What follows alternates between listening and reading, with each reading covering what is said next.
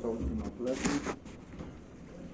Ya saben, conmigo nada de grabación, celulares encima, por favor. Después les voy a pasar nomás las diapositivas y todo, ¿ya? Cuando hablamos de alteraciones nutricionales y metabólicas, ¿qué tenemos que tomar en cuenta? Que la respuesta del sistema neuroendocrino, ¿no es cierto?, frente a toda alteración, frente a todo problema, frente a todo ciclo, frente a toda cirugía, y más aún cuando se trata de una cirugía, ¿no es cierto?, hay una respuesta tanto del sistema neurológico como del sistema endocrinológico, que va a llevar a la liberación de sustancias mediadoras y las alteraciones consiguientes en el metabolismo celular, ¿no es cierto? Tenemos que comprender que todo órgano, todo sistema está en base a la célula. La alteración no se produce en el órgano, sino se produce en la célula. Y esta respuesta se va a adecuar de acuerdo a la magnitud, duración y la naturaleza de la lesión, ¿no? Puede ser que la lesión sea por segundos y no es lo mismo que la lesión sea por horas, ¿no es cierto? Entonces la respuesta va a ser siempre distinta. Por eso es que decimos, ante un trauma cualquiera, el organismo siempre responderá para tratar de mantener la homeostasis. ¿Qué entendemos por homeostasis?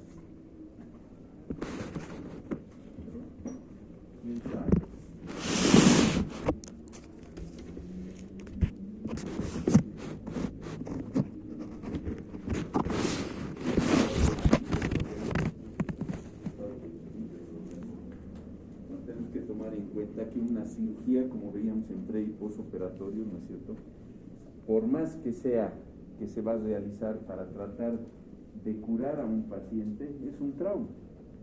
Hay un trauma anestésico, ¿no es cierto?, hay un trauma quirúrgico más notable porque se hace el corte, ¿no es cierto? Entonces, ese trauma va a desencadenar una respuesta en el organismo. ¿Qué nos decía Francis Moore, no es cierto? Ante un trauma determinado, el organismo reacciona con una variedad de alteraciones endócrinas, hemos visto, ¿no ve?, con cambios metabólicos asociados propios a la convalecencia quirúrgica, la cual es una enfermedad aguda que se asocia a un trauma tisular, célula, ¿no? Y la respuesta a ello da como resultado cicatrización de la herida y el retorno del paciente a las actividades físicas, económicas y las respuestas emocionales normales. Cuando nosotros tenemos un paciente y nos dicen, hay muchos pacientes que ¿cómo reaccionan? ¡Ay no, doctor! ¿Cómo pues? ¿Por qué? Porque por más que nosotros estemos tratando de mejorar a nuestro paciente, esa cirugía provoca un trauma, y ese trauma, además de ser físico, es también psicológico, ¿no es cierto?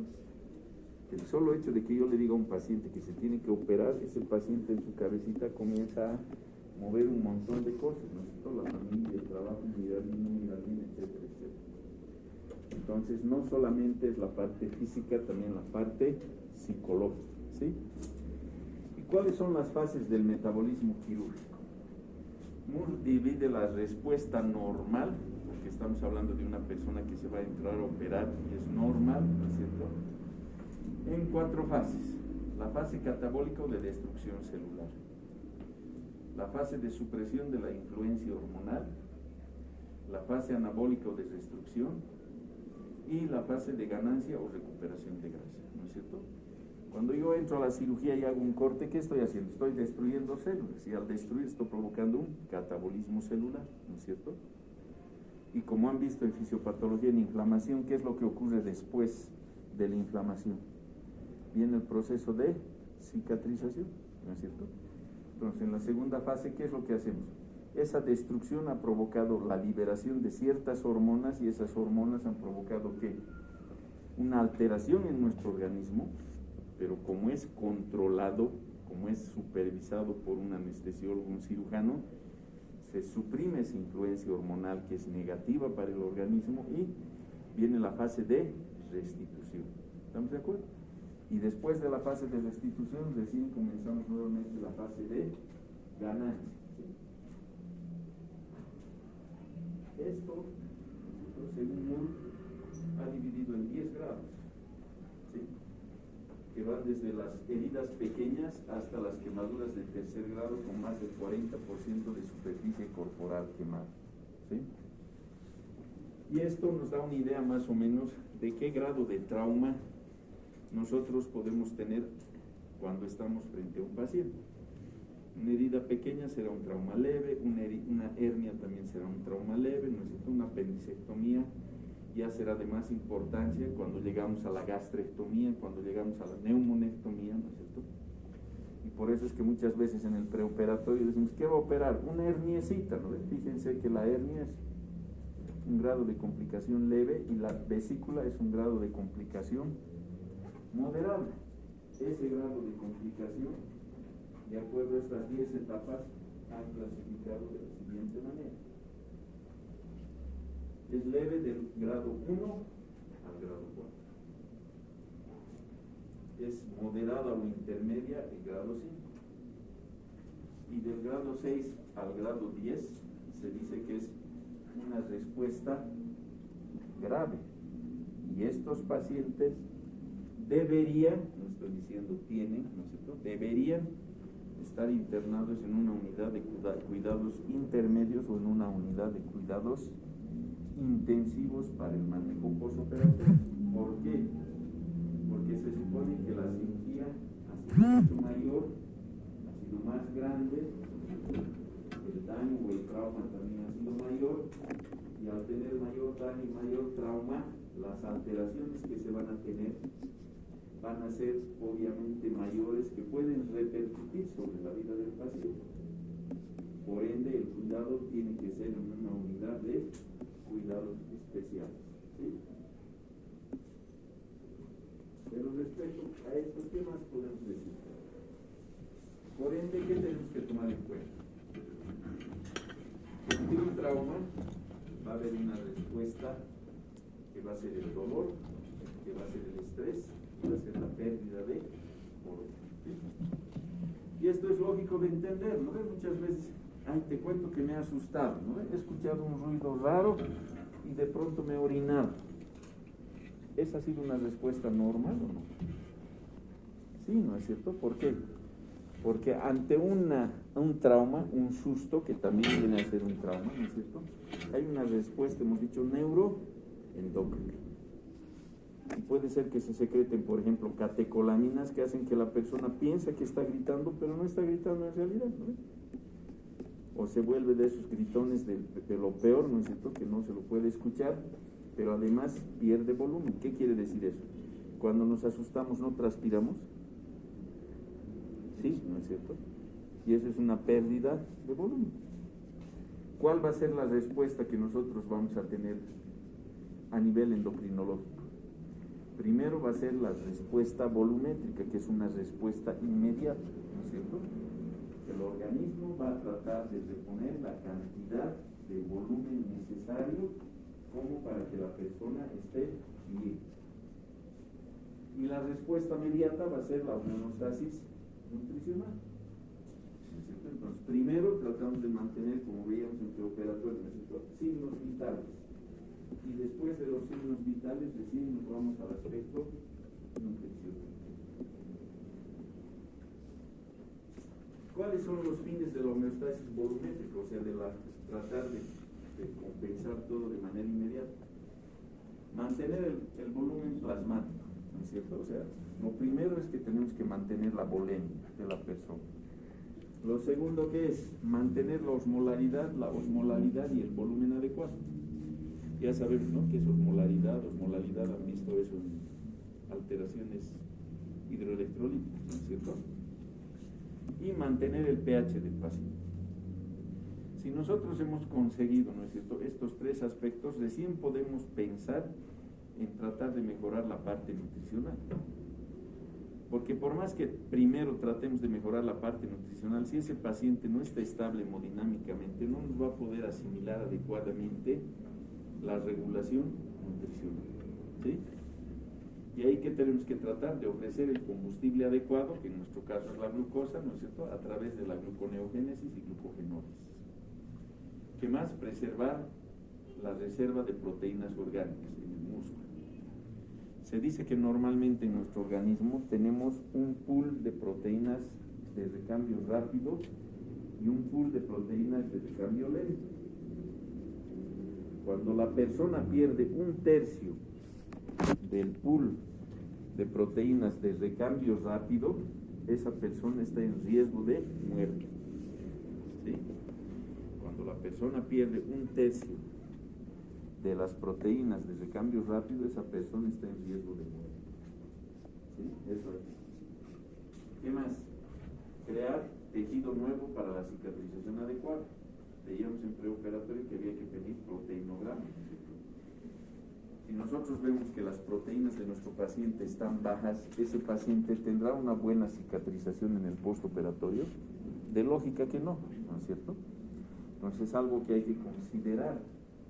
Porque muchas veces decimos, es diabético, se puede infectar, no va a cicatrizar, pero no nos damos cuenta de aquellos pacientes que también tienen proteínas, en especial la albúmina baja, ¿no es cierto? Entonces, ¿qué hacemos nosotros en el preoperatorio para una adaptación metabólica normal? Hemos dicho, ¿no es cierto? Le decimos al paciente que tiene que operarse y el paciente tiene una reacción psíquica de temor a la intervención quirúrgica. Nadie va a estar de acuerdo con hacerse operar, ¿no es cierto? Y esa respuesta va a estimular al sistema nervioso, y hemos dicho es una respuesta neuroendocrina, y a la médula suprarrenal, lo que desencadena fenómenos que se manifiestan a través de ciertos hallazgos clínicos. En el preoperatorio, nosotros tenemos que ver la manera más suave, si vale el término, para poder decirle al paciente que se va a operar. ¿Sí? Clínicamente, ¿qué vamos a encontrar en ese paciente? Lo que veíamos, ¿no es cierto? Palidez, sudoración, taquicardia, puede haber una hipertensión leve fruto del aumento de las catecolaminas. Habíamos dicho que hay una respuesta endócrina de la médula suprarrenal. ¿Y dónde se secretan las catecolaminas? En la médula suprarrenal. Entonces, por eso. ¿Qué es lo que nosotros tenemos que hacer con este paciente? Porque lo que nos interesa a nosotros es tratar, ¿no es cierto? Medicación preanestésica. Sabemos que el paciente ya sabe que se va a operar, mañana se va a operar, se interna y comienza a subir un poco su presión. ¿Vale? Algunos ya han entrado aquí abajo y han visto que la valoración preanestésica comienza a subir su presión y muchas veces se suspende.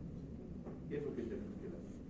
Ansiolíticos, sedantes, para que ese paciente se tranquilice. ¿Y cuál es el objetivo de eso? Disminuir la respuesta neurológica. ¿Qué más? Psicoterapia. Explicarle al paciente que la cirugía es imprescindible, ¿no es cierto? No estamos diciendo que es urgente, sino imprescindible para que él pueda recuperar ¿qué? Sus funciones normales. ¿Sí? Porque muchas veces, ¿qué ocurre? No, doctor, no me voy a operar. Muy bien, no hay problema. Tiene su hernia, no se opera. Pero esa hernia puede ir creciendo y se le puede complicar, ¿no es cierto? Entonces le estoy explicando al paciente para qué. Para que él de alguna manera acepte esa intervención quirúrgica, ¿no es cierto? Y no tengamos mayor problema desde el punto de vista de la respuesta metabólica normal. En el preoperatorio hemos visto qué hacemos en el transoperatorio. La respuesta tanto es por vía hormonal como por vía nerviosa. Y básicamente tenemos tres cosas: el dolor, ¿no es cierto?, el estrés y la pérdida de volumen. ¿Por qué? El solo hecho de que nosotros entremos a operar a un paciente, cuando hacemos el corte, comienza a sangrar, ¿no es cierto? Y ese sangrado no es pérdida de volumen. Entonces, eso hace que se comiencen a secretar citocinas, leucotrienos, prostaglandinas. ¿Para qué? Para que se active la respuesta inflamatoria de nuestro organismo, ¿ves? Aunque sea normal, se activa una respuesta inflamatoria en nuestro organismo.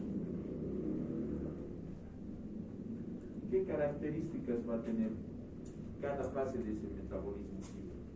La primera fase habíamos dicho que era de destrucción, de catabolismo, ¿no es cierto? Y esta fase generalmente dura 3 a 4 días después de la intervención quirúrgica, en la que notamos que el paciente va a tener un sodio disminuido en sangre y en orina. El potasio va a estar aumentado. ¿Por qué está aumentado el potasio?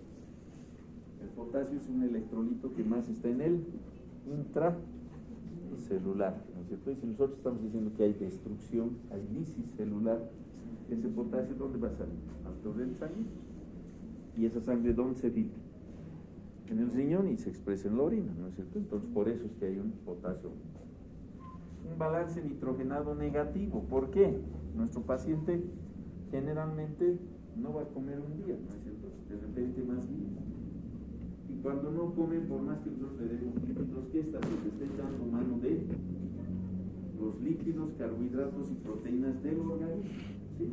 Por ende, hay un balance nitrogenado negativo. ¿Por qué? Porque pierde más de lo que consume. Puede haber acidosis metabólica por aumento del metabolismo basal, ¿no es obvio.